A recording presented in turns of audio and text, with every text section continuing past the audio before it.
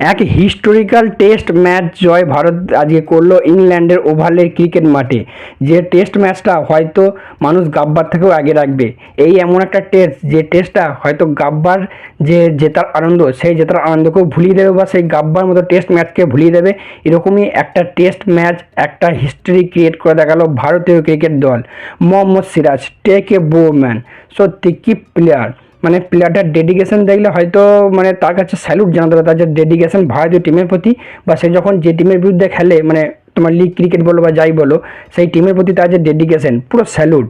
সিরাজ হলো একমাত্র পেসার বা পেস বোলার এই গোটা সিরিজে ভারত এবং ইংল্যান্ডের মধ্যে যে 5টা টেস্ট ম্যাচ খেলেছে, 10টা ইনিংস খেলেছে এবং প্রথম থেকে শেষ পর্যন্ত কনসিস্টেন্টলি একভাবে বল করে গেছে, এবং প্রথম থেকে শেষ পর্যন্ত এক রিদেমে এক সেম প্যাশন দিয়ে বল করে গেছে।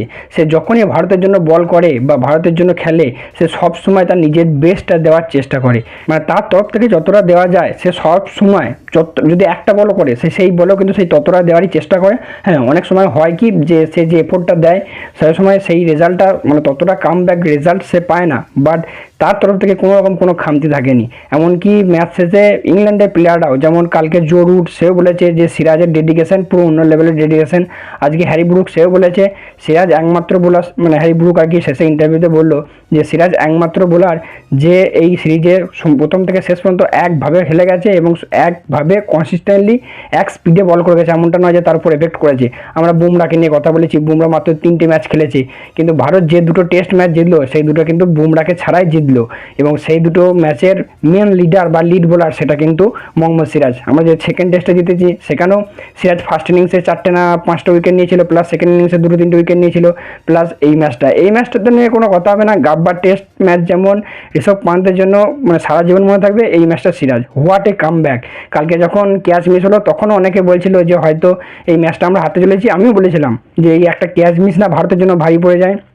হয়তো সিরাজকে সেরকম কেউ দোষ দেয়নি, বাট সেখান থেকে যে ইংল্যান্ডের দুটো প্লেয়ার সেঞ্চুরি, জো রুট এবং হ্যারি ব্রুক, এবং সেঞ্চুরি মানে কি ভারতের জেতার 1%ও চান্স ছিল না। সেখান থেকে যে কামব্যাকটা ভারত করলো সত্যি পুরো মনে রাখার মতো, এবং ইতিহাসের পাতায় স্বর্ণাক্ষরে লেখার মতো। গাব্বার পাশাপাশি দ্য ওভাল, এরকম ইতিহাসের পাতায় লেখার মতো একটা টেস্ট ম্যাচ কিন্তু মানে ভারত আজকে খেললো, বা এই টেস্ট ম্যাচটা খেললো। আমি তো খাঁটি কালকে যখন ম্যাচ শেষের দিকে ছিল তখন খাঁটি মানে আমার কালকে শেষের দিকে বা আজকের ম্যাচটা যখন শুরু হলো তখন খাঁটি আমি ভাবছি যেন তিরেসের তৈরি না ডুবে যায়, কারণ ভারতীয় টিম এরকম তিরেসের তৈরি ডুবতে অনেকবার দেখা গেছে, কিন্তু সেই জিনিসটা আজকে আর হতে দিল না। মোহাম্মদ সিরাজ যখন প্রসিদ্ধ কৃষ্ণা একটু শর্ট লেন্থে বল করছিল তখন একটু দেখে ভয় লাগছিল, বাট প্রসিদ্ধ কৃষ্ণা এই ম্যাচে তোমার 4টে আরেকটা উইকেট নিয়েছে। সে হয়তো দুটো ইনিংসে আর একটা করে মানে আর একটা কোনো একটা ইনিংসে উইকেট পেলে সে কিন্তু ফাইবার পেত।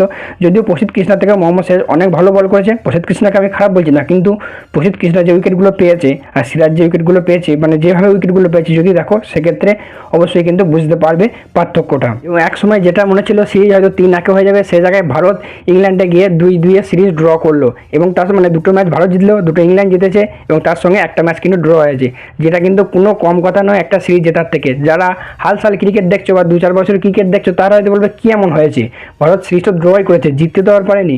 বাট ভাই এটা ইংল্যান্ডের মাঠ, ইংল্যান্ডের মাঠে গিয়ে এরকম ইংল্যান্ডের ব্যাটিংয়ের সামনে বা ইংল্যান্ডের এরকম একটা লাইন আপের সামনে ভারতের ইয়ং টিম, কোনো এক্সপিরিয়েন্স প্লেয়ারই নেই। দুটো এক্সপিরিয়েন্স প্লেয়ার, এক তোমার হচ্ছে ঋষভ পান্ট ছিল, দুটো নয় 3টে, 2 হচ্ছে কে এল রাহুল, আর 3 হচ্ছে বোলারে জসপ্রীত বুমরা আর জাদেজা, এইটু। আর বাকি সব করে কিন্তু আনএক্সপিরিয়েন্স প্লেয়ার ছিল। সেই আনএক্সপিরিয়েন্স বা নতুন প্লেয়ার নিয়ে ইংল্যান্ডের মাঠে গিয়ে নতুন, সবথেকে বড় কথা নতুন ক্যাপ্টেন, নতুন শুভমান গিলের ক্যাপ্টেন্সি, সেই নতুন ক্যাপ্টেন্সির আন্ডারে নতুন টিম নিয়ে নতুন কোচ নিয়ে ইংল্যান্ডের মাঠে গিয়ে সিরিজ ড্র করা, এটা কিন্তু মানে ইতিহাস দেখার থেকেও কিছু কম কথা নয়। যারা আগের ক্রিকেট দেখেছো বা আগে থেকে ক্রিকেট দেখছো তারা কিন্তু জানবে এই জয়টা কতটা আমাদের মনে থাকবে বা কতটা মনে রাখার মতো এই জয়। এই সিরিজটা হয়তো একসময় 3-1 হচ্ছিল যেটা বললাম, বাট সেই যে সিরিজটা ড্র করলো এটা আমাদের কাছে কিন্তু পুরো সিরিজ জেতারই সমান। সঙ্গে অবশ্যই এই ম্যাচের player of the match Mohammad Siraj ছাড়া আর কেউ হতেই পারে না, বা আর কাউকে ভাবা যেতেই পারে না। আর যদি প্লেয়ার অফ দ্য টুর্নামেন্ট নিয়ে কথা বলি, ইংল্যান্ডের তরফ থেকে প্লেয়ার অফ দ্য টুর্নামেন্ট হয়েছে হ্যারি ব্রুক, যেও ইংল্যান্ডের তরফ থেকে ভালো খেলেছে বাকি ব্যাটসম্যানদের থেকে বা বাকি প্লেয়ারদের থেকে।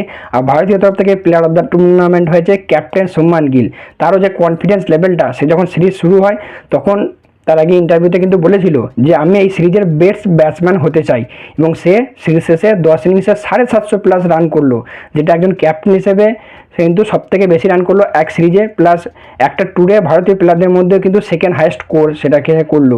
এবং একটা টুইটারে একটা পোস্ট দেখলাম, কে যেন লিখেছে যে ইংল্যান্ডে যখন এই সিরিজে ক্যাপ্টেন হয়ে শুভমান গিল গেছে, সেই শুভমান গিল একজন ছোট বালক হিসেবে গেছে, কিন্তু সে যখন ফিরে এলো এই সিরিজ থেকে বা ফিরে আসবে, তখন একজন ক্যাপ্টেন, একজন লিডার, একজন পরিপক্ক ব্যাটসম্যান হয়ে সে কিন্তু ফিরে আসবে। যদিও এই শুভমান গিলের মানে কি বলবো, এবিলিটিতে কোনো প্রশ্ন নেই, বাট তার যে ক্যাপ্টেন্সি প্রথম দিক থেকে তুলনায় লাস্ট যে 2-3টে ম্যাচে ক্যাপ্টেন্সি করেছে, অসাধারণ ক্যাপ্টেন্সি করেছে। বাকি এই সিরিজে ওভারঅল রেজাল্ট নিয়ে ভারতের কোন কোন জায়গায় ঠিক করা দরকার, কোন কোন জায়গায় ভালো করেছে, সেই সব নিয়ে কালকে একটা ডিটেলস ভিডিও আসবে। বাকি আজকে খুশিতে এইটুকুই।